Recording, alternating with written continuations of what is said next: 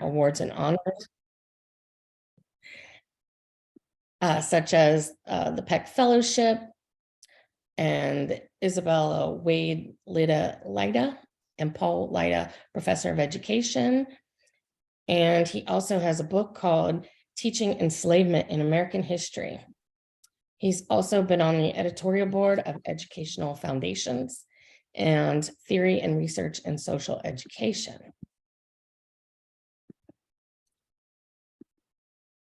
Then we also have with us Ismael Jimenez, who has been an educator in the last 13 years. He's worked with students in Philadelphia, pre-K to high school. He's done secondary social studies, including at Kensington Creative and Performing Arts High School, where he focused primarily on African-American history. He's also done professional development in school districts and post-secondary institutions such as the University of Pennsylvania and Penn State and Princeton. He's also taught a graduate education course, research course at Villanova University and undergraduate social studies at LaSalle. He is co-chair of the Caucus of Working Educators and co-founder of the Philadelphia Black History Collaborative. And he focuses on racial justice in education. So I would like to turn this now over to our wonderful guests.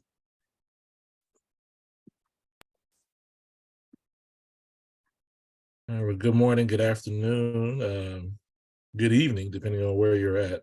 I'm so happy to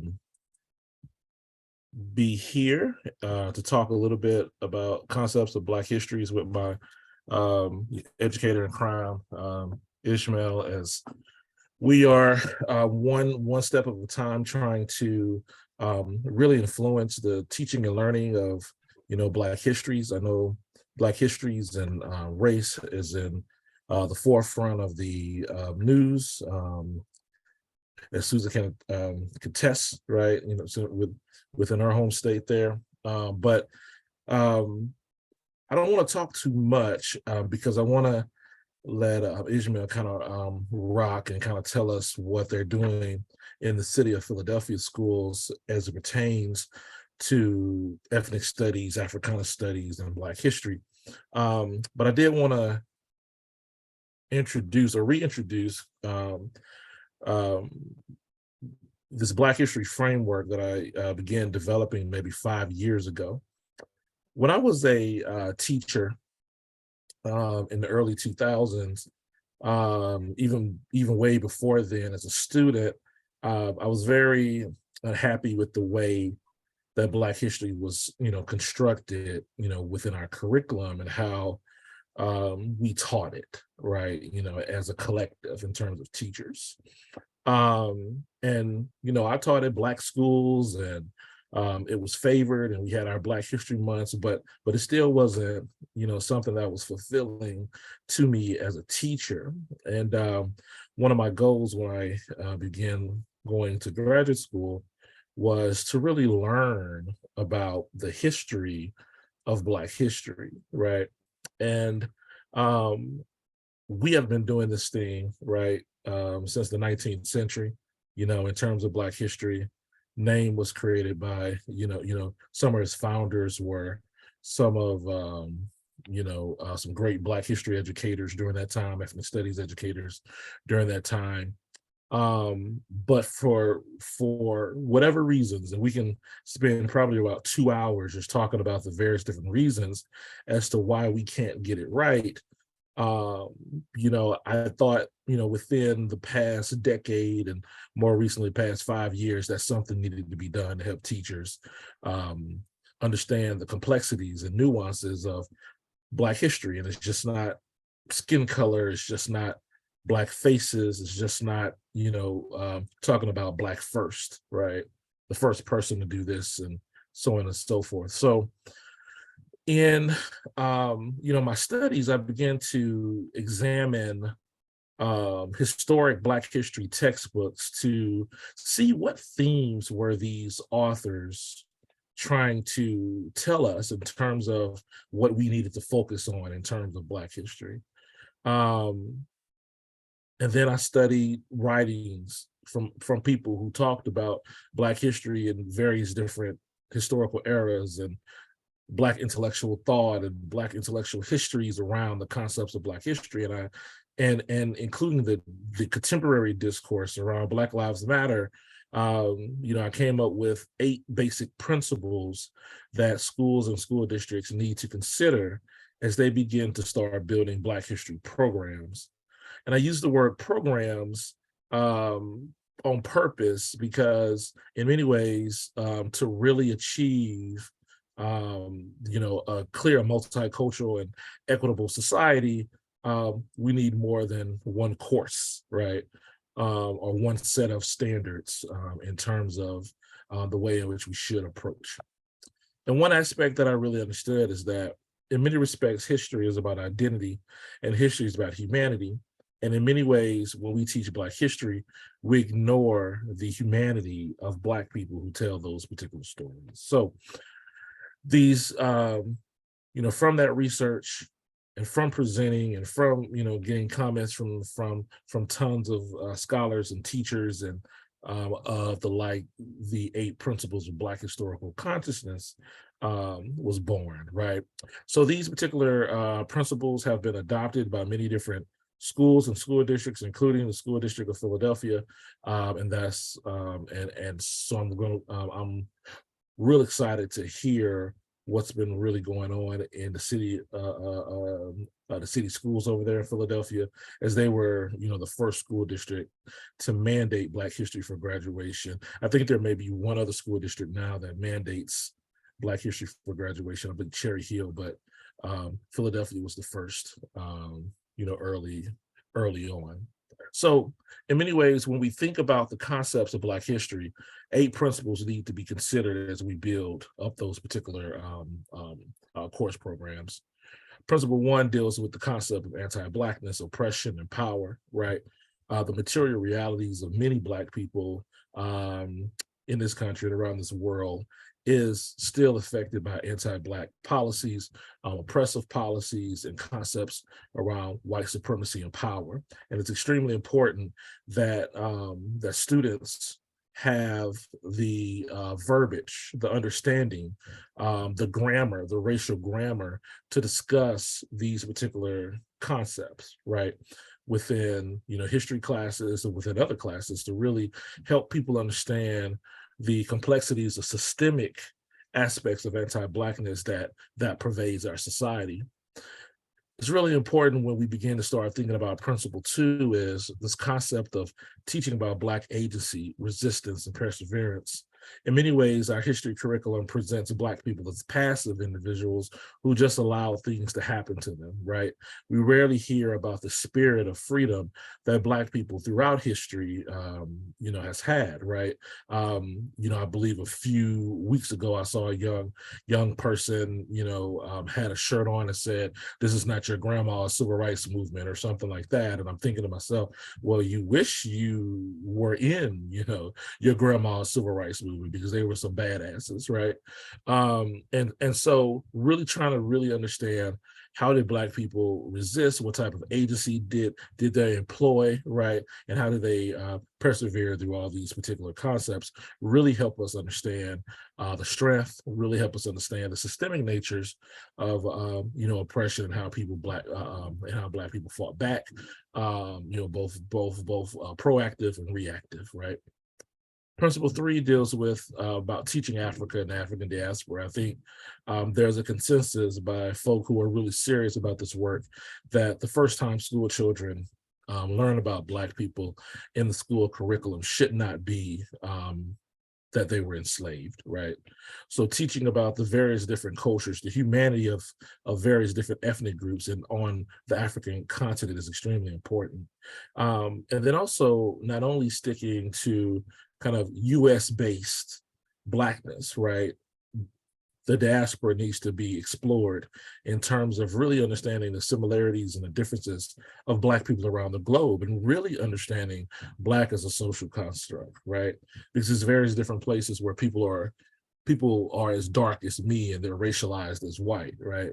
Or places like the UK where Black means something very different. And while you can include people of African descent, people of Southeast Asian descent is considered Black in the UK, right? So really kind of understanding how Blackness and its diaspora understandings, I think, is really important for the holistic understanding of Black history. What I found were these first three principles were staples in most legitimate Black history programs, right? The next four are more nuanced in the ways that teachers need to really begin to start thinking about and thinking through concepts of Black history. Principle 4 deals with the concepts of Black emotionalities, and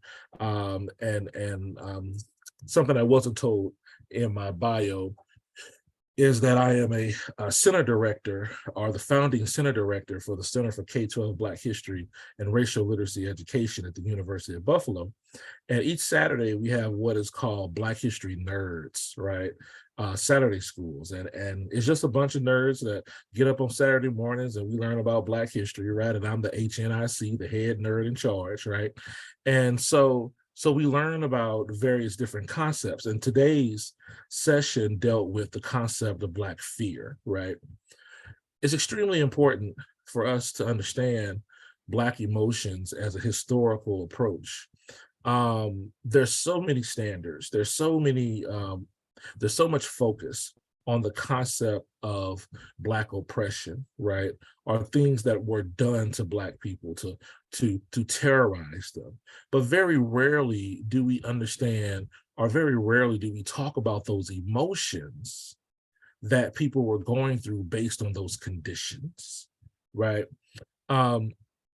So in many respects, in our history curriculum, right, in our ethnic studies classes, we need to focus on the concepts of Black rage, right?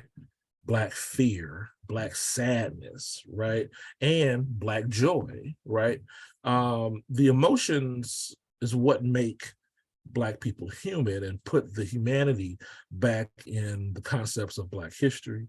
And there's so much benefits, right, for us to really explore concepts of Black emotionality within our history classrooms and our ethnic studies classrooms.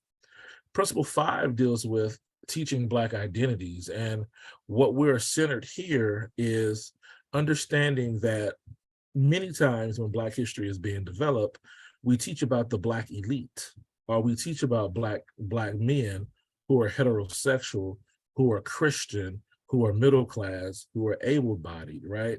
And we miss out on many different identities that ensure that we understand Blackness in its complexity and completeness, right? So in focusing more on the histories of Black women and the histories of the LGBTQIA communities and the histories of the Black poor, this really helps us understand, the completeness of Blackness, right? And how those different groups influenced history as well. The most controversial principle is Principle 6, which is the concepts of teaching Black historical contention. Now, by this, many times when we develop Black history curriculum, we overcompensate for its absence. Therefore, we tend to make Black history pristine and perfect. We rarely talk about the complexities of Black people. We rarely talk about things that Black people may have done wrong based on the particular context in which they were in.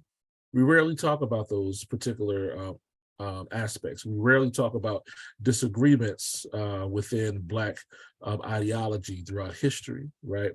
And Black historical contention is the principle that deals with kind of the ugliness of Black history. For example, when we think about, the colonization of Liberia, right? The descendants of Black Americans went over there to colonize a part of Africa and named it Liberia, and did the same thing that white folk did to them when they were in the United States and enslaved the natives, right? So when we look at and study Liberia or Google Liberia today, we understand the civil wars that are happening are between the descendants of Black Americans who are the minority, but they hold the power, right? and the the Black natives who don't hold the power, but they have the majority, right? So you have all those particular histories that are dynamic, and when we are too perfect or too pristine, we dehumanize, right? Black historical figures and Black historical events, et cetera, et cetera. Hence the Black history as humanity. Principle 7 deals with the concept of Black social histories. And what I'm getting at here is that I believe we learn histories better from regular people. Typically, our history curriculum provides a top-down understanding of history, but what social histories do is provide us with a bottom-up understanding of history, right? So while it's great to learn about the Montgomery bus boycott and that Martin Luther King Jr. was part of it, right? The Montgomery bus boycott lasted a year and some change. And if we really want to understand the tactics, right, we need to really focus on the citizens of Montgomery who actually lived that history and provided those strategies to help win, equity within those particular spaces, right? And the last principle is teaching about Black futures. Now, immediately, a lot of people begin to start thinking about Afrofuturism or Black science fiction, and there's tons of literature that connects to that genre of literature, right? And typically, Afrofuturism focuses on using history as a story to tell about the future. And that's fine for the concepts of teaching Black futures.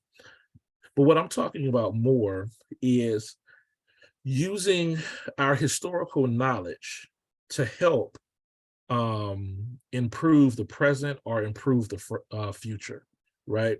So I'm thinking of Principle 8 more as an instructional model of providing ethnic studies courses and Black history classes with more of a problem-based or project-based approach to their activities when they are teaching through those particular subjects.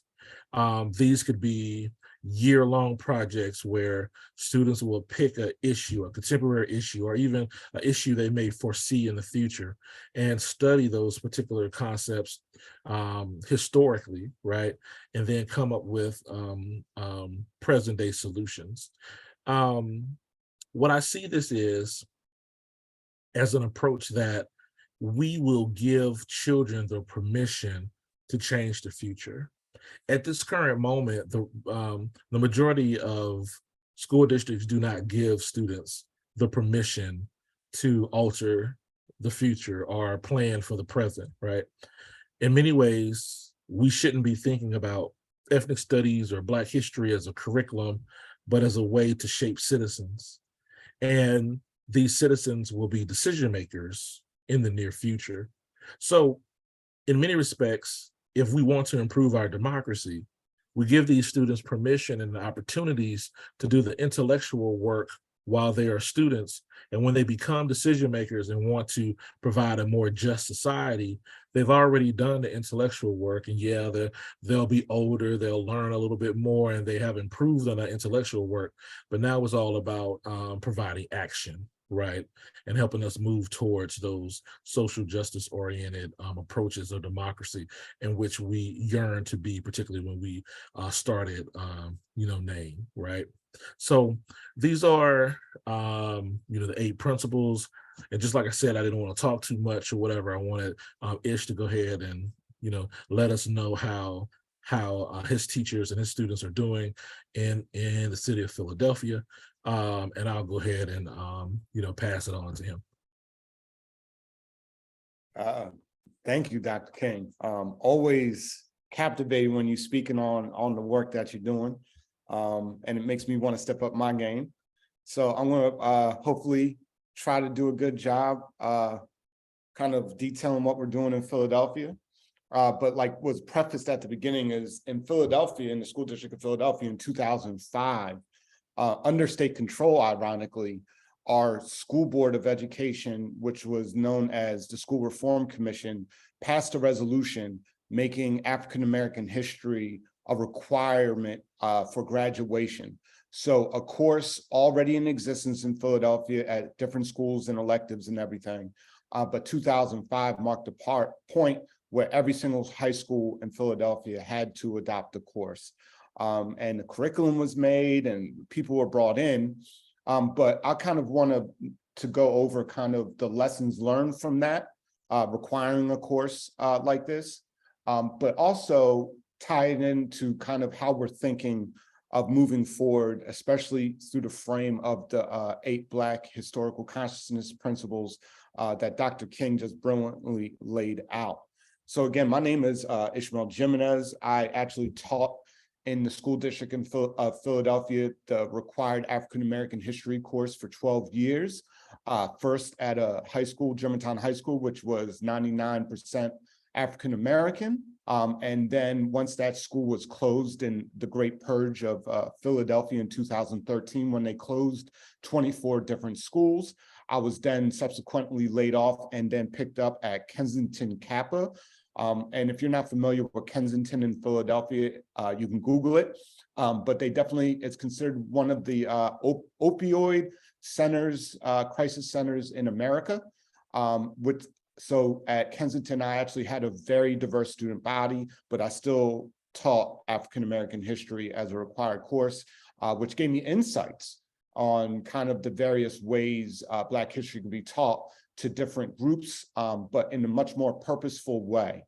So just to frame all that before we move into it. So obviously, I'm not going to have folks kind of like go into a conversation, but I'm a big advocate of getting the juices flowing, right? And using quotes to kind of think of how we think of even Black history and even some of the problematic narratives, right? The single story pieces, the pieces which kind of lead to confusion, or the simplistic narrative that a lot of students are told now about Black history, like, you know, Harriet Tubman was Moses, led some people to the promised land, Lincoln freed the slaves, a dude made peanut butter even though he didn't, Rosa Parks sat on a bus, Martin Luther King had a dream, and Barack Obama became president.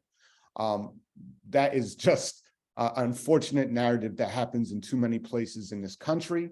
And we see it displayed even in the iconography of the American narrative, where Black history is kind of put within that large, that simplistic frame. So I would normally ask someone to read this, but I'm gonna, if you bear with me, hopefully I'm not too monotone. I'm gonna read these 2 quotes out loud. So the first one is, our struggles historically, from enslavement to Jim Crow to now, have been embraced by the state under banners of memorial and commemoration.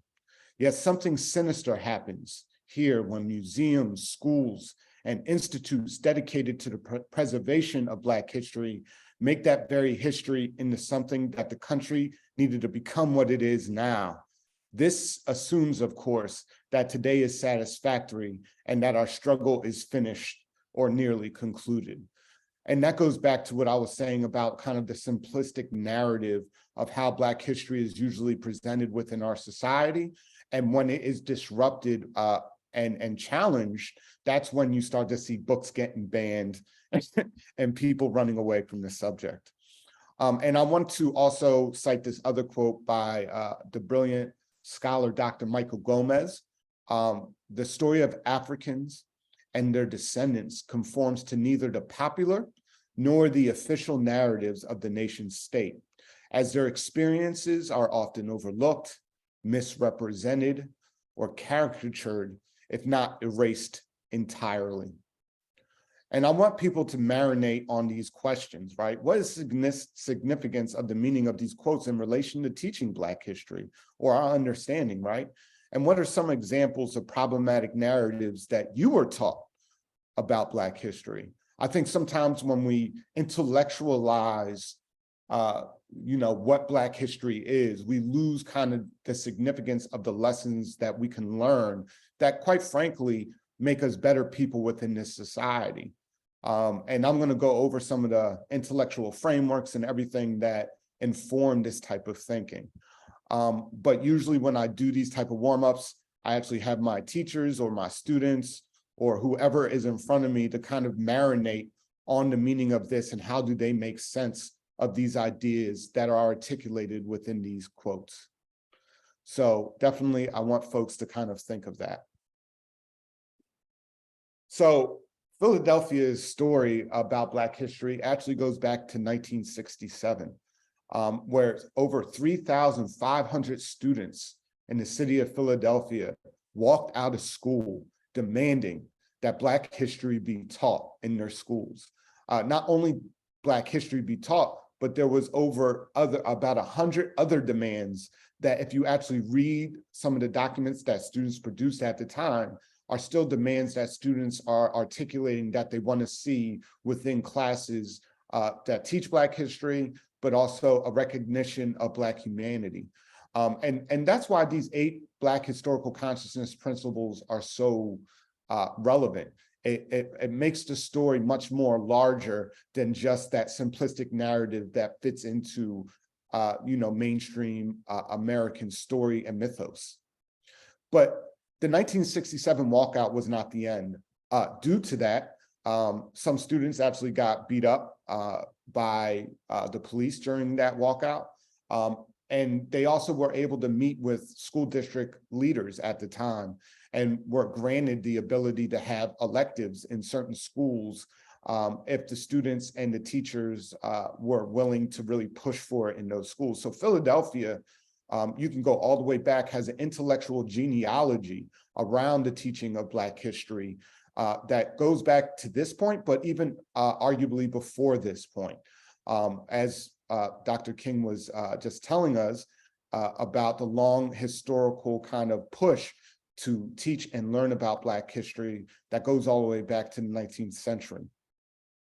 Now, the following decades, right, we actually saw this culminate into 2005, the resolution that got passed that made Black history a graduation requirement here in Philadelphia.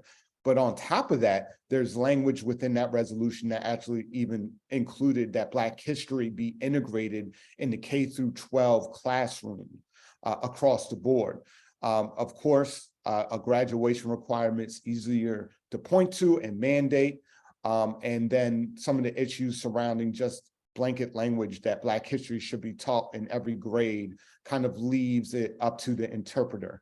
And I'm definitely going to address how we are addressing that and kind of the unintended consequences of this.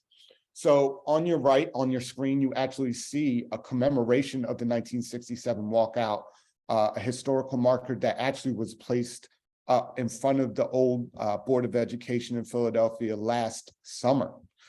So you see this was a larger fight that even to get the historical marker here in Philadelphia, students had to work on it and apply and put all the work in. But again, this shows kind of like how Black history not only motivates students to learn more, but to actually take action in the real world. So some of the unintended consequences of requiring a course, and we're starting to see these type of courses, ethnic studies courses and everything required across the country. And I'm trying to tell folks, you need to consider some of the lessons we learned, that no required background academic knowledge. So we have a required African-American history course, but all you need is a social studies certificate. It doesn't matter if you never took an African-American studies or African-American history course, you can end up teaching it. And we all know what the damage could be if this course is actually taught wrong. And we actually have, unfortunately, seen this in Philadelphia, where in some schools, nobody who is social studies certified in school wants to teach the course. Therefore, it's usually given to the person lowest on the totem pole, which also creates a situation where they might be walking into class and the only thing they know about Black people is the Jeffersons and Jet magazine. The original curriculum was an explicit academic framework. If you saw the original curriculum that was created in 2005, it was brilliant, but you need to be almost an African-American studies major to actually go through it and understand what it was trying to say and actually have a lot of background knowledge. So that within itself created a situation where teachers ended up just relying on textbooks without any nuance about how to approach the topic beyond just having students read pages and answering the questions at the end of the chapter. Just like every other place around the country, every other school district, Philadelphia is majority white teaching force. And I wouldn't necessarily say white teachers can't teach Black history, but it creates that kind of gap when it comes to thinking and people who actually studied the subject. Philadelphia, like every other urban major city, has experienced major teacher turnover, especially in the last 20 years since No Child Left Behind. For example, in 1988, the average year's experience of a teacher in Philadelphia was 15. Right now, it's 2 to 5 years. So we have this large teacher turnover where we're unable to really have folks who have the experience, who have developed the pedagogical practices around African-American history, actually staying for long extended periods of time. And if you're a teacher and you're on this, you don't really know what you're doing until 3 to 5 years into teaching itself. So we have not only a lack of knowledge, but inexperience when it comes to classroom management and pedagogical knowledge. It also produced a false sense of victory and this a perpetuation of a myth of racial progress. Just like from the quote at the beginning, this idea that we have reached the pinnacle of struggle, that all the blood, sweat, and tears that Black people died and fought for is finally led to the creation of this course, and we need to celebrate it, ignores the fact that this course actually is not being done appropriately in the way it should be, and it really needs to be revamped and relooked at. This false sense of victory, we see that in just how the narrative and mythos of American kind of progress and linear, like towards an end goal of justice, is kind of always spoken within this society. So I wanted to kind of go over those unintended consequences before we go into how we're addressing them. So if you're familiar with Derek Bell, some people, he's considered the father of critical race theory, even though he doesn't call that himself. But I think he touched upon things. The reason why he even developed some of the ideas that he developed as a lawyer and also a lawyer for the movement and a professor of law, he started looking around and be like, yo, we have all these victories. We have the Civil Rights Act of 64 and 68. We have the Voting Rights Act of 65. But why do we still see the same situation and same institutional racism and structural issues that face Black people that still exist? And he just draw to the conclusion that if we actually look at the flow of history when it comes to Black folks within America, we actually see these temporary peaks of progress that lead back into irrelevance and kind of restructured, adapted patterns that maintain white dominance. And we see this not only in Walmart having a Juneteenth ice cream, but we also see this in Target selling Black history stuff.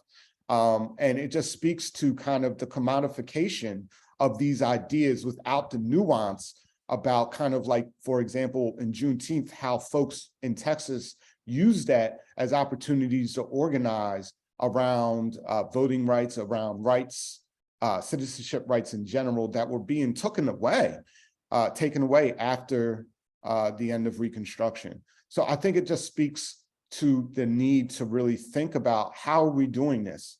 How are we thinking about it? And I think Dr. King's 8 Consciousness Black Historical Principles address it right at the very core.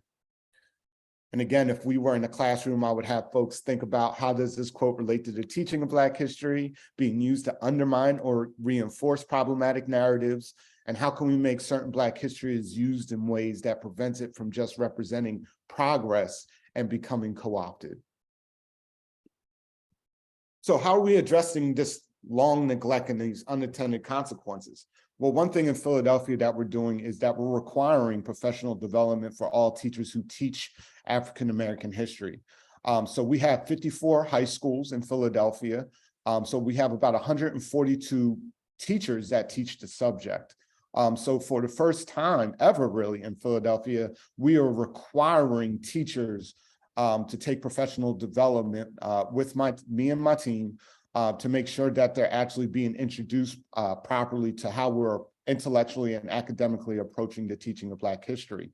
And one of those things, and one of our PD cycles has been focused on using and teaching Dr. LaGarrett King's 8 Black historical consciousness principles. We are also in the process of updating the African American history curriculum. I'm actually going to show pieces of that before we're done, and updating the curriculum in a way that really shows folks what I'm calling training wheels, where we're like, first you start the lesson using this, and then you show this video, and then you know, and these processes are meant for more the novice teacher. Like I said, one of the things that we're facing now is lack of experience of teachers, yet we also call it suggesting learning experiences, because we do want teachers to take intellectual ownership over what they're teaching, and hence the eight Black historical consciousness principles allows us to provide a frame for teachers to think about their own unit planning. We also provide additional larger professional development for the larger school community.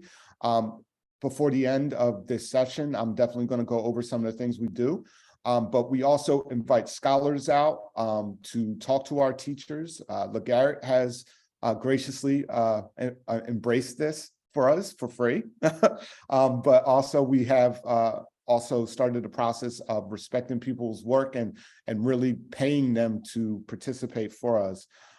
We also creating a team of teachers, which I call the African American Teacher Cohort, which actually help within to make the updated curriculum, curate resources, and identify best practices. And so I observe classes, see how the curriculum is actually being fully implemented, and actually run focus groups with students about what is actually being taught and emphasized within their African American history courses. Along with that, we have adopted AP Seminar in 7 high schools across the city of Philadelphia. We're looking to expand it. And this is not AP African American Studies, which the controversy that we all are fully aware of is happening right now. We actually use African diaspora content through the AP Seminar, and that is kind of addressing one of LaGarrett's principles when it comes to the African diaspora, because the whole point of looking at African diaspora content is that students look at modern day real world issues facing the African diaspora and then develop solutions or talk about potential ways to address those issues. And students have to write research papers and present on these topics. I'm actually looking forward to attending one of the first presentations at one of our lowest ranked high schools that is mostly made up of Latino students, as they present their first presentations around this subject. It's going to happen next week. I'm super hyped. We also have weekend 4 hours paid Africana Studies series, which I'll definitely go over before the end. Now, being the first director of social studies in Philadelphia in 9 years, there has been a huge gap of even not just social studies content, but African American history. Even though it's required, it has left a lot of gaps. So one of the first things that we did as a team is develop a guiding vision for social studies. Of course, I'm not going to read this off for you, but I just wanted to preface to show the intellectual work that we're putting behind it, not only for the African American history course requirement, but also just generally how we're thinking about integrating ethnic studies and dislodging normative Eurocentric narratives from the overall process of thinking about social studies education. So, how can the statement Black history is American history be both true and false at the same time? And this contradiction is one of the first things that we stepped into when we thought about revising the curriculum, and also thinking about LaGarrett's brilliant work when it comes to his initial paper about the Black historical consciousness principles that actually is entitled Black History is Not American History. We were kind of thinking of this paradox about how can this be true and false at the same time? And one of the arguments that you hear a lot of time from folks who are defending Black history is, well, Black history is American history. And again, that kind of oversimplifies the complexity of the story in which we want students to think about and learn about and also debate and contend with one another. And that goes straight to the Black historical contention piece. And also the counter narrative that Black people and their stories and their histories represent within America. It kind of goes back to W.E.B. Du Bois's double consciousness theory, right? Always measuring one's soul against the tape of a world that looks on with amused contempt and pity, right? We want to really have students kind of wrestle with the complexity of what this actually means and even address, can this be both true and false? And what do you think, right? I think that sometimes when we don't do this, we inadvertently indoctrinate our students, which I would argue is the common thing within this society, that our students are indoctrinated with an oversimplistic American mythos and mythology that kind of erases not just Black people's histories, but histories of other marginalized groups and ideas and identities. One of the things we did was like, okay, so we need an overall essential question. How are we going to write this? How are we thinking about this? So we came to this. What lessons does the Black liberation struggle provide for the global fight against oppression? What lessons can folks learn, regardless of your racial identity or your ethnic identity, right? A lot of pushback happens in Black history and be like, well, I'm not Black, that doesn't matter. And it's like, well, you live in America, bruh. You need to like understand that Black history affects even not only your conception, but allows you to understand who you are within this context much more clearly, regardless of race or ethnic identity. So we wanted students to kind of think of, okay, so we're learning these things and these mistakes and these gains and this progress and this step backness, right? What can we gain from it when we think about the global fight against oppression? So the format and development of the curriculum, number one, we're making our curriculum textbook independent. We're stepping away from using the textbook like that. We want teachers to kind of take intellectual ownership, but we're also acknowledging that we live in the 21st century now. We have access electronically to primary sources that never, ever were available to us on the level that it is. And also we want it to be much more engaging and less static. A lot of teachers, unfortunately, confuse curriculum as the textbook, and we want to take away that ability where it becomes a crutch.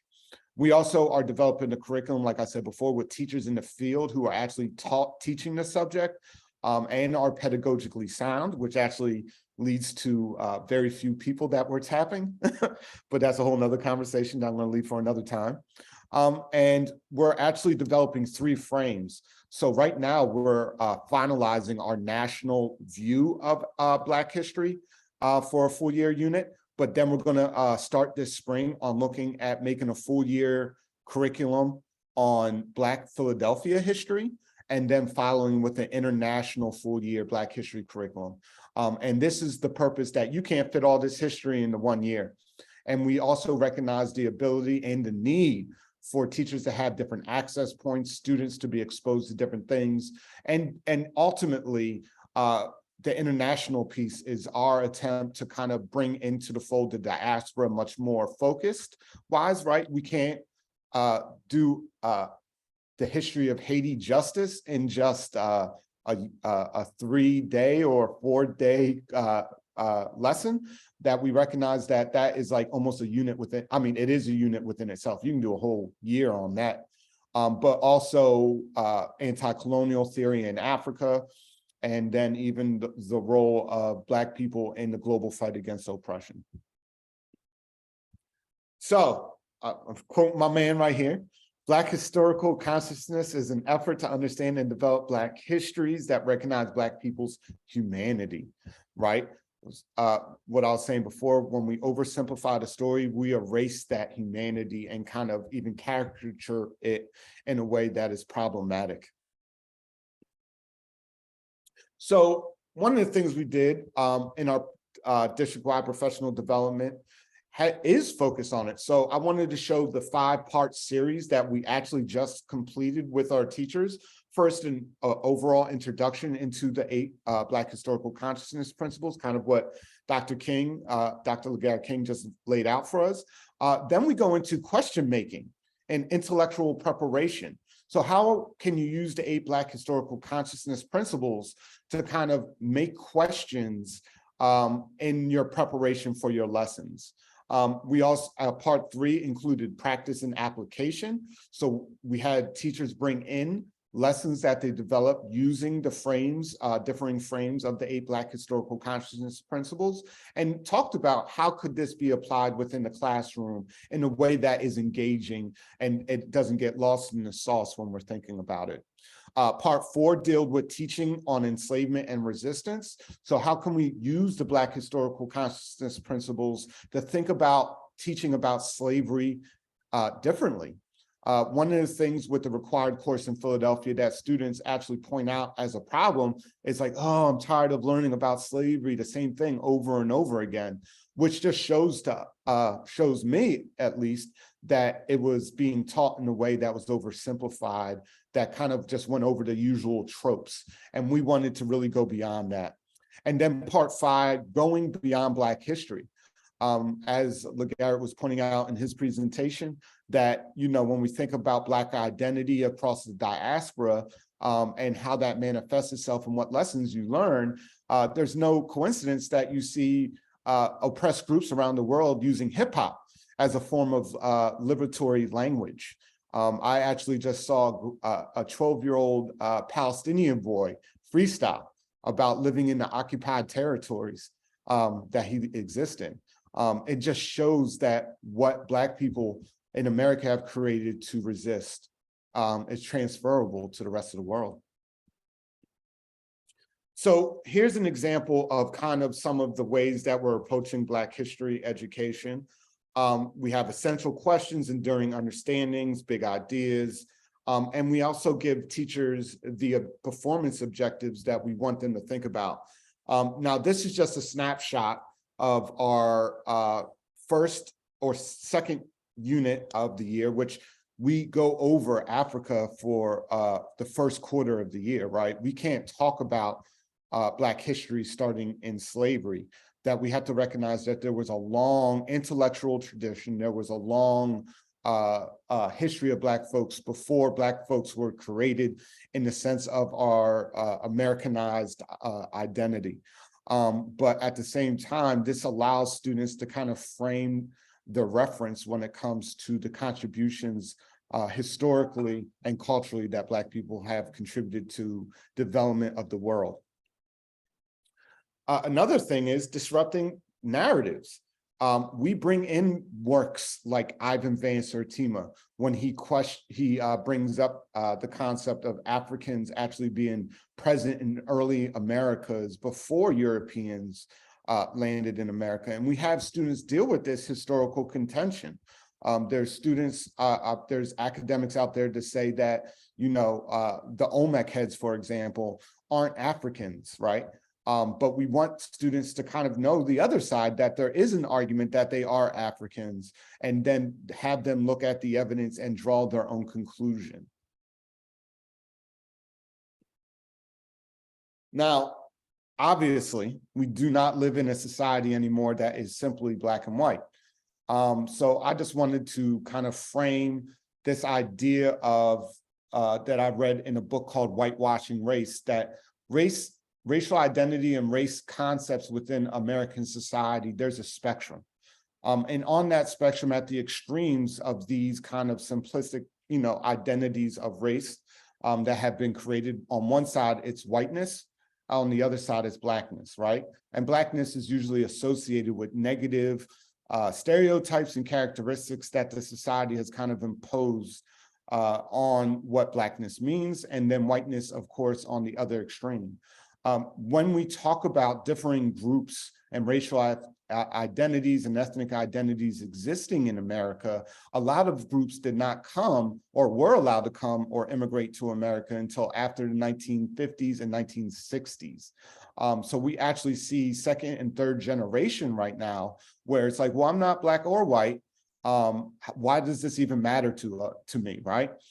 So one of the things that we definitely want teachers to understand when they're approaching this subject, even for themselves, is that as groups come in and who they identify with actually dictates through the research their social economic mobility, their ability to actually become white, right? Because we cannot forget the fact that Irish and Italian immigrants, when first coming to America, were not racially white. They became white. And arguably, we're actually seeing that right now in real time with the number of Latinos within our society that are, becoming racially white, especially if you look at the census, where almost 50% of people who identify ethnically as Hispanic are also marking off that they're racially white. So I just wanted to kind of frame that and kind of problematize kind of some of our ideas when it comes to race. So our guiding conceptual framework is, racism is a permanent feature in American society. Anti-Blackness is at the foundation of conscious and unconscious thought, that we have historical narratives that perpetuate the mythology of racial progress and devalue the collective contribution of many nameless Black people who contributed to any true meaning of freedom in the American context. Even when we think of citizenship rights or how immigrants are treated within American society, that if you really have a deeper and true education around Black history, we can actually learn lessons that can be transferable to other groups to help them understand the dynamic and arguably the mistreatment and how this society looks at them if they understand Black histories much more clearly. And then theories developed and informed from Black struggle for freedom are influential to resistance struggles of various groups, not only here, but across the world. And one of the things I always leave my students and my teachers thinking about and challenging them with is, if you are unable to acknowledge or admit the fact that Black people were never meant to be free in America, then you hold anti-Black sentiments, regardless of your racial or ethnic identity. And I think this question or this idea goes to the very root of how we even think about race and Black people and Black histories, in a way that if we're not very clear about that this society has really created structures that maintain kind of and perpetuate kind of anti-Black institutions and structures, then we don't really truly understand what is happening and how it happened. And then the views of anti-Blackness, which we are all, regardless of your race, indoctrinated with, we're unable to overcome.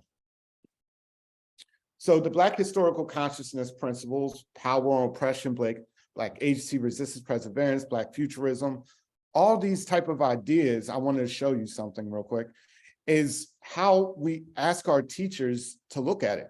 So not only do we provide the definitions for them, but we ask them, okay, for the year, list all the topics that kind of fit within this and that overlap, right? And this is just an example of some of the documents that we are giving to our teachers that I wanted folks to see, that we're actually really truly thinking, how can we make this much more relevant and practicable for our teachers in the field? Now, when we talk about this all goes down to resistance and defying and surviving oppressive state structures, freedom dreaming, right? Self-emancipation, mutual aid, fugitive pedagogy, right? When we see what's happening in Florida right now, there is a long history within this society of banning books, and then saying that, teaching Black histories in an honest way fall into these problematic narratives, right? In the 1940s and 50s, it was communism. Now it's like this blanket idea of critical race theory when nobody really knows what that is. And in the past, it was just straight up outlaw, right? But there's many examples of educators who defied the rules, broke the rules, and taught Black histories anyway. We want students to wrestle with this idea: what America do they want them to represent them? The America that Harriet Tubman dreamed about, or the America that George Washington dreamed about? And of course, those are oversimplified ideas, but at the same time, it goes to the core about how we view ourselves within this society. We also want students to understand that Black identities were derived from a counter narrative, right? As folks were being devalued, the value that people placed on themselves actually creates a different situation, a different idea about who folks are and how they fight back within this society. And when we talk about folks like Martin Luther King, when we talk about folks like Ella Baker, Satima Clark, we need to understand that when Black people were fighting for their rights, they were fighting for the rights of all people. There is no coincidence that many of the struggles that we see women's rights and LGBTQI rights and all these other groups, they use the language that Black people use to fight for rights and continue to fight for rights. And contrary to the mythology of American exceptionalism, Black people are still here and still alive and lay at the very root of the contradiction that the society produced at its very beginning, which allows people to actually more honestly look at it. And the 8 Black historical consciousness principles allows us to frame it and make more sense of how we approach even teaching about these histories. So I'm gonna hit y'all off with one more quote. Asa Hilliard, who was a brilliant education scholar. If you've been teaching education, or if you've been in education for any amount of years, if you've never read or heard about his educational theories, that goes to the very heart of the problem of how we're even thinking about education and educating our students. And even think back and think about how many Black scholars did you learn about in your education preparation programs? That's a challenge, right? So actually, Western education for the masses carries no high values and aims for anyone, European, African, or others, not even excellence in basic skills. This particular form of miseducation strives to make us individuals, non-spiritual, materialistic, passive consumers, and even cravers of white supremacy ideas, contents, behaviors, and values. One of the things that we do in Philadelphia is that not only do we provide professional development for our teachers, but like I said, we provide increased professional development that's open to everybody. Here's an example from Black History Month last year when we were doing it virtual, and our reach beyond just Philadelphia, where we went over everything from Black Lives Matter at School, which is now national, and you might hear it in your localities. That actually started in Philadelphia. We have the Paul Robeson House and Museum, who we've partnered with in Philadelphia to talk about resistance and everyday acts of resistance. We went over Latino identity and anti-Blackness in the American context, race and housing in Philadelphia, the idea of internal migration and forced removal, right? Black futurism, right? And even this idea of expressing yourself through poetry and writings and poems, and the idea of Black feelings matter. I don't have enough time because I'm already kind of doing it, but these are the things that we're doing this year, and we've already finished most of our programming here in Philadelphia, and we have art contests and everything for students. So this is actually the programming for Philadelphia's Black History Month, and as you can see, it's very robust, going everywhere from Black women's maternal health to the historic colored conventions, which a lot of them happen in Philadelphia, to celebrating Frederick Douglass Day, to actually connecting art to Black history. These are just some of the programs that we have done for this year. So I'm super excited. But on top of that, we have our Africana Studies Lecture and Workshop series. Just like this was kind of inspired by Dr. LaGarrett King's Black History Nerd Saturday School, where we actually have folks come out, experts in the field, teachers who teach the subject, to present, to have keynotes present, but also have workshops about differing subjects, from unpacking the 1619 Project to conversations with student and youth around Latinx identity, the idea of why Black Lives Matter at School, and things like African survivals in the Americas. So all the 8 Black historical consciousness principles, as you can tell, are just gone over and over again with our professional development. So if you have your phone and scan this QR code, I wanted to give folks an opportunity to debrief And here's some of the 4 questions on the form if you do access it. How can additional ways curriculum can be improved, right, for deeper examining of content being covered when it comes to Black history? How does the Black historical consciousness principles affect the way you view the teaching of Black history, right? What principle resonates with you the most and why?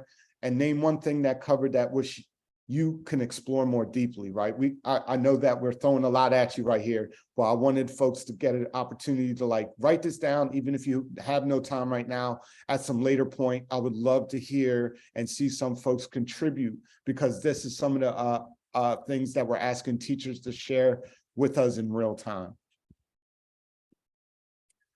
Just to plug some stuff that we got coming up in School District of Philadelphia that is open to everybody, no matter where you're at in the continental United States, is a save a date for our next Africana lecture and workshop series on March 11th. If you do the form that was just on the previous page, or my email at the end I'll share, I can make sure that you'll have all updated information. On March 11th, we'll be focusing on Black women educators and the resilience of Black womanhood. So we have some great keynotes and also workshops, again, that are open to everybody. We also have Connecting Black Art is History. This is an event that's open to everybody. It's a virtual event. We're having that on Monday, February 27th. And then we end Black History Month in Philadelphia with the great, brilliant children's book author and poet, Zetta Elliott. And she's going to go over some of her children's books that center Black experiences and histories, and then have folks think of ways to develop poetry from pictures. So this is just like all the ways that we're attacking this from different things.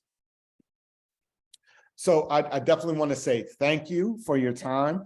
If you scan this QR code, this allows you access to all my information, my email, my work office phone, and all the social media that you are attached to if you want to learn more and be involved in this overall conversation. Again, this is the important work that not only that we're doing here in Philadelphia, but LaGarrett's doing in Buffalo, that we see happening across the country right now with educators and scholars really trying to make Black history much more relevant and robust for our students in our classrooms and our larger communities as a whole. So I definitely want to say thank you for your time. I'm going to leave this up for like 1 more minute. If anybody wants to scan this, you don't got to. It's not obligatory. I ain't going to feel no way. But I want to give an opportunity to share just some of the work. And I definitely hope that folks gain something from my talk today.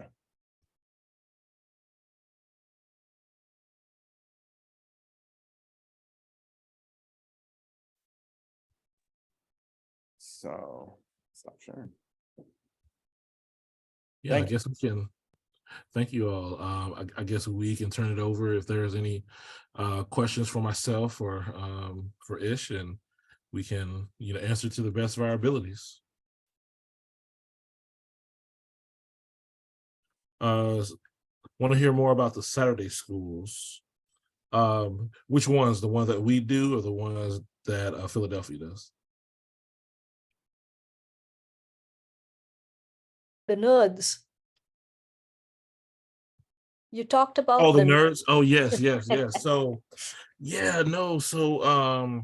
I didn't put I don't have a slide or anything about them, but typically we'll try to have one per month, and then during Black History Month, we'll have one each weekend, right? And they're on various different topics, whether it's content, whether it's pedagogy, whether it's just ideas surrounding Black history and race. So for this year, we had a series on the Buffalo syllabus, in terms of understanding the systemic nature of race and racism around Buffalo. The last few ones, we had the one on Black fear this week. Last week, we had one on Fannie Lou Hamer. The week before,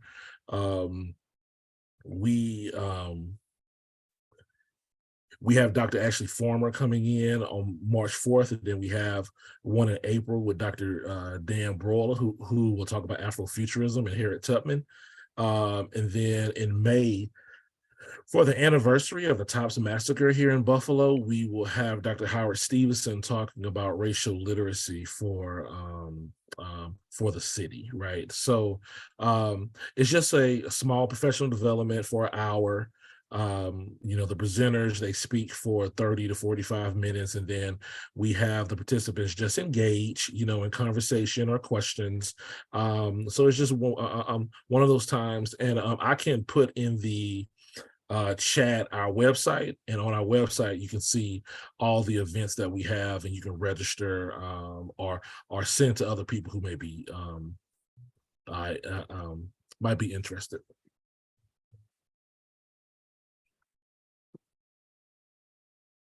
Yes, Mark. Yeah, my name is Mark Ryan, and I'm the president of the Youth in College chapter at Tennessee Tech University of the NAACP. I am not a person of color, but I am learning quite a bit in this position and role. And we, as some of you may know, in the state have kind of been silenced a little bit as far as, this divisive thing that they call critical race theory. And even me, I'm actually a graduate student, so I've been warned by the lawyers of the university to keep my mouth shut on certain things. But what I think I liked a lot about this particular webinar, what I learned a lot about that I never really had thought about too much is, me being a person that's not of color, when I have conversations, I continually try to lift people up and show examples of Black folks in the civil rights era, and just kind of lifting up and showing, lifting up that power, right? But at the same time, I fear that sometimes that may work in the opposite effect on mental health of people that don't feel like they're living up to that kind of quality of human civil rights fighting, So like, I really want some resources. I think you may have put some things in the chat maybe. If any resources available for like teaching. The only thing that I'm personally just recently learned about is Martin Luther King, for example, someone we always look up to, about his infidelity. Recently it was in a topic in one of our recent Black History Month programs. But I really like adding that human element to show that, to connect that to people, to show people that are able to move forward and don't feel like they're not cut out for it, I guess is what I'm getting at. So sorry to take up so much. Yeah, so of course there's tons of resources. I put a book by one of my mentors, Dr. Leonard Moore, Teaching Black History to White People, which he did a series of talks during the summer of George Floyd, and turned that into a book. I think it's a really good resource. My team and I, the center's team, we edited a special edition on Black history for Education Week, and there's probably around, for the past 3 years, there's probably around 12 short, teacher-friendly, societal-friendly pieces that deal with Black history, and I would suggest you kind of look through those, first, as well. Okay. Let me put my microphone on. Thank you. Thank you for remembering the African diaspora as well. We appreciate that greatly. My own work focuses on the emotionality that students bring to the history classroom and the way that impacts how they take in that history. You talk about the emotionality within history. I wonder if you would just talk a little bit more about that, because I'm fascinated by the way you've brought the issues of all those emotions that bubble up that we tend to push down when we are teaching history often? Yeah, so of course, when we begin to start talking about history, um, a great majority of people don't even know what history is, right? And they kind of tie in the emotional aspect of history to the purpose of history, right? The emotions are just a result of learning history, and that is fine to be emotional learning history, and history is connected to identity and connected to humanity. My good friend, Brittany Jones, who will be a assistant professor at the University of Buffalo, she's finishing up her dissertation at Michigan State right now. Her dissertation deals with the concept of Black fear, and what she found was that in history standards, white people's emotions are always privileged in the history standards, right? So white people were scared that slaves would revolt. White people were this, they were scared, they were concerned. And typically when there was always white fear, there was always Black death, right? In the concepts of the historical narrative, right? So we can look at it in several different ways. We can look at it in the terms of things are always happening to Black folk in the history standards if we look in K-12, but there's no mention of their humanity in response to those things that were done to them. So it's oppression, lynching, all those particular things, but you rarely hear those particular emotions. If we understand history as a mirror, particularly for citizenship, sometimes we do ourselves a disservice by not focusing on the concepts of fear, because our students are looking at history as a mirror to citizenship and civic activism, right? So if these people are too perfect, if these people have too much education, or they may be middle class or richer, sometimes those students sitting back, borrowed from Dr. Ashley Woodson's work, sitting back and saying, I don't relate to this type of history. If someone wants to be a civic actor, and if they never hear about the fear of these particular people who took on systems, then they may fall back and say, I can't do this because I'm scared. Well, these particular people were scared too, and they still made a difference, right?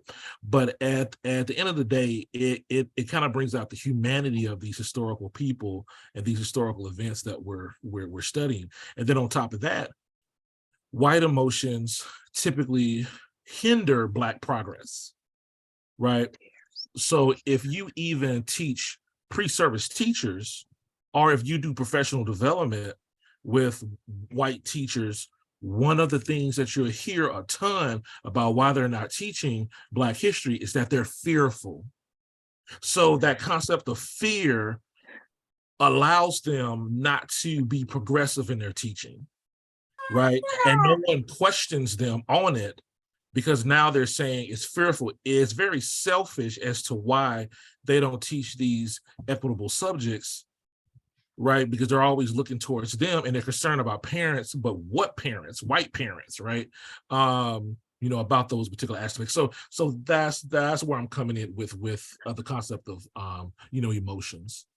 Thank you, because if we don't do that, it's business as usual, isn't it? If we allow them to get away with that.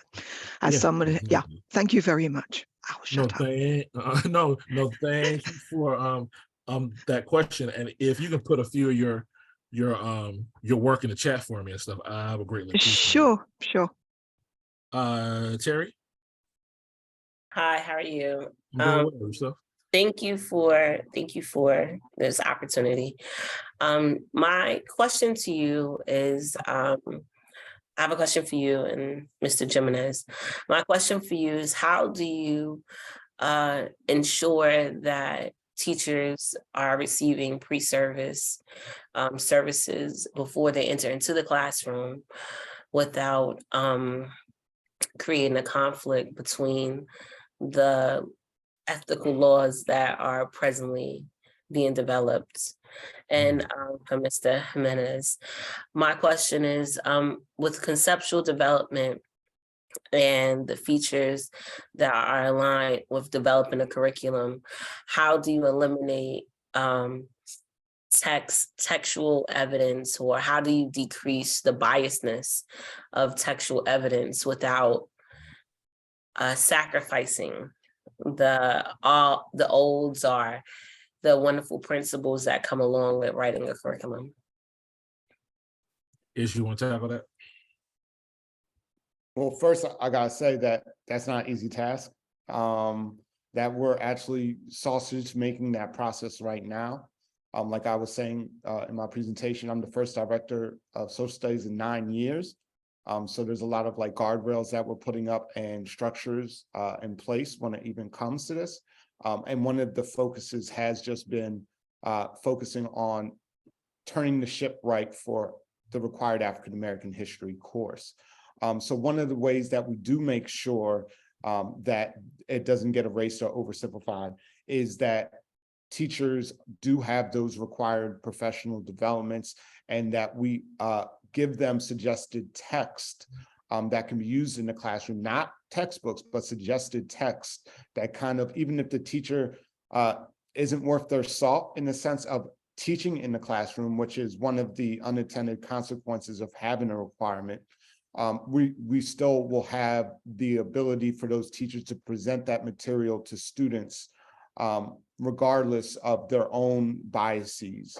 And then the material within itself is supposed to expose that this idea of objectivity is is dubious at best, and that there's a recognition of the subjectivity-ness, associated with teaching a subject like this, and then the differing histories and historical contentions that go along with it, which again, I think Dr. LaGarrett King's 8 consciousness principles allows that space and that intellectual framework for teachers to understand more deeply kind of the biases we want them to have students explore, but then also be very upfront and acknowledge those biases exist. I don't know if I'm really hitting on your question, but that's how we're approaching it in Philadelphia right now. But again, it's not an easy task. I can say that we have turned the ship around in about 6 months, but this is a 3 to 5 year project in my mind, to get at least most of those teachers on board with the frames and all the work that we're doing to kind of direct how this subject should be taught. Thank you. I definitely want to hear your perspective and point of view on how you were developing. And in terms of accountability, I think one of the unintended consequences are unintended lessons that we are learning from Florida is that when you want to hold your educators accountable, you can. And when I think about Black History mandates and not really having ethnic studies required courses within teacher education, right? If we really wanted the powers that be, if they really wanted us to really get that type of knowledge, then we should require courses that focus on ethnic studies, that focus on ethnic studies in the classroom, curriculum development, all those things. One thing that we're doing at the Center for K-12 Black History Education is that we are developing a Teaching Black History certificate, and the city of Philadelphia schools will be one of the first cohorts for this certificate. So we're looking at courses that focus on Black history topics, as well as Black historical content pedagogical knowledge, right? Because it's not simply about just knowing the content, it's about how to properly use that knowledge within instructional practices, right? So we are right there. It's been an extremely busy Black History Month for me, so I haven't finished everything like that, but hopefully by the end of this semester we'll have a framework in place, And then since we have a lot of states and a lot of school districts that are interested, then we'll have that educational requirement that Ish was talking about early on in terms of who, to help school districts figure out who are the most competent people to teach those particular courses. So that's where what we're doing on our end. But in terms of politicians, if they really care about these things, particularly the politicians that beg us every 2 years to vote for them, they could make things accountable, just like people in Florida is trying to make things accountable as well. Can I veg you back off of that real quick, LaGarrett? And number one, I'm super excited at the idea of having a Black History teaching certificate, and the fact that we do have a required course in Philadelphia. I mean, it just feeds right into it, right? Because there's a lot of gaps in knowledge, even when you just have a cursory understanding of Black history, right? And what's focused on what you should focus on, because quite frankly, you can't fit all the histories that need to be fit into a curriculum. And it just does by default create the circumstances that teachers need to discern and develop an understanding of how to approach the subject more deeply. But like to go off of this idea of the pedagogy, Black histories and Black studies and how we approach it, the frame of reference is different, right? And I've even had teachers in my professional developments articulate and say, of course, I'm talking about anecdotally, right? But from the data that we're starting to gather is that teachers like, oh, I never even heard of this before. And when students are learning about this, when I have focus groups with students are saying, I like to learn about things that I never heard of before. And so Black history provides that opportunity to really truly understand the society in which we live in. And if it's not done properly, it actually would feed into, some negative ideas that still exist and still perpetuated. And that's why it's so important when we see things like in Florida and the 17 other states that have passed legislation that would have a person like me fired or have a person like LaGarrett King run out of town. It's just so much more important and immediate that we actually step up right now and be very purposeful and clear of the history in which created circumstances in which we exist. Dr. Marshall. This is an absolutely fantastic webinar. I just want to say that first. Dr. King, I have a question going a little bit different direction. And I'm curious about the kinds of topics or foci that some of your doctoral students have. I'm curious about, what are some of the issues that they're studying vis-a-vis these issues? And I'm just thinking there must be some really exciting stuff. So I'm just wanting to hear you talk on that.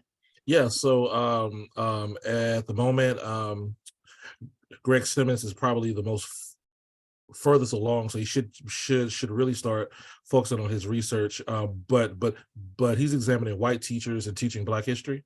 Okay. He has, oh my gosh, 20 years experience as a white educator teaching Black history and Black studies in public schools, and he's trying to bring that out, to the public.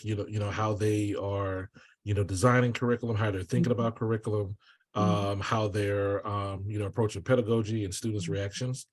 I have a young lady, Donovan James, who's a first year, but has around 7 years of educational experience, but she's looking at the teaching and learning of Black history in elementary school spaces.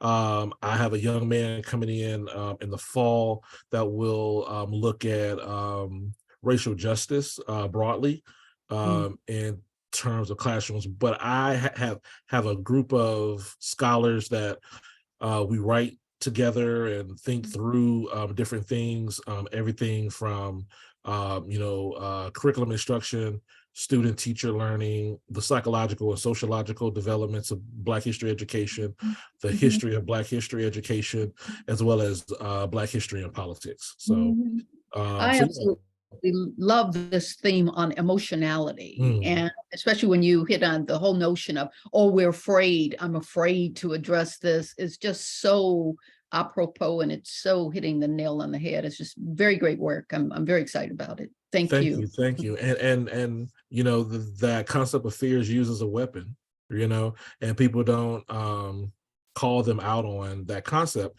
but that's just kind of a societal frame that your fear is an excuse for bodily harm, whether it's physical or intellectual, right, damage, right, to our kids.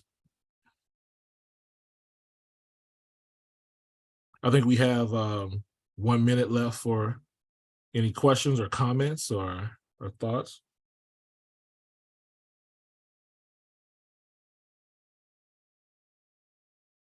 Well, we really enjoyed speaking with you all this Saturday afternoon, and I hope you all came away with some good things.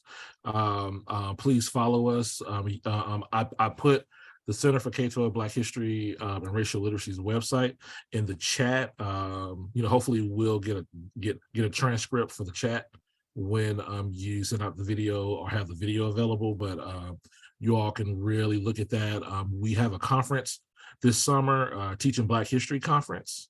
And this is our 6th conference that we're holding, our 2nd one in Buffalo.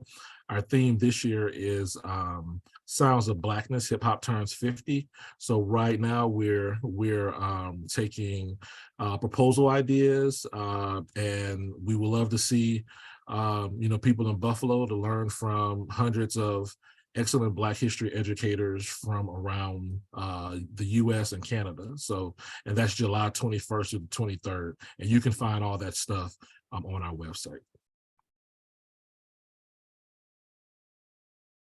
Thank you so much. That was very powerful.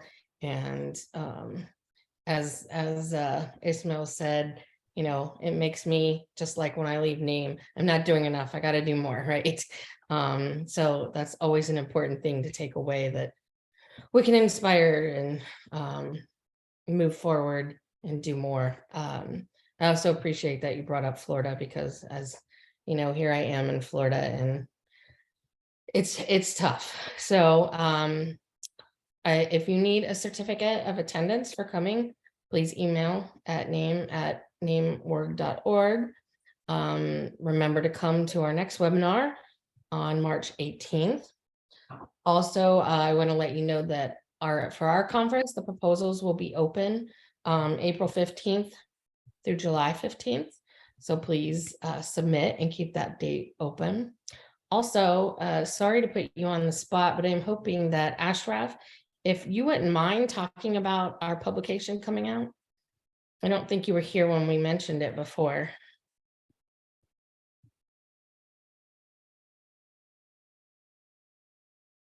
Still here or no?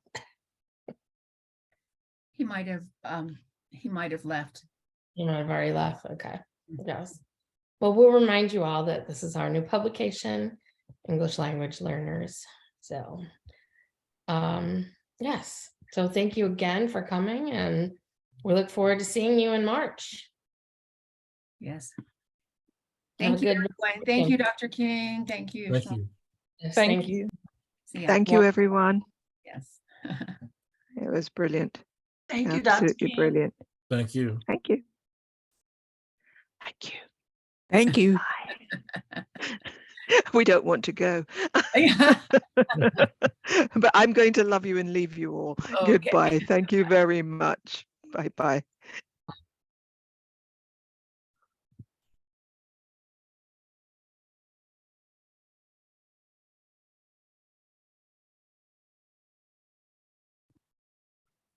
Susan, thank you so much for spending the time with me and getting this planned and everything. I thought I took a lot of notes and everything, but I do have, I copied the chat. Do you want to turn the recording off? Oh, yes. So you can copy the chat?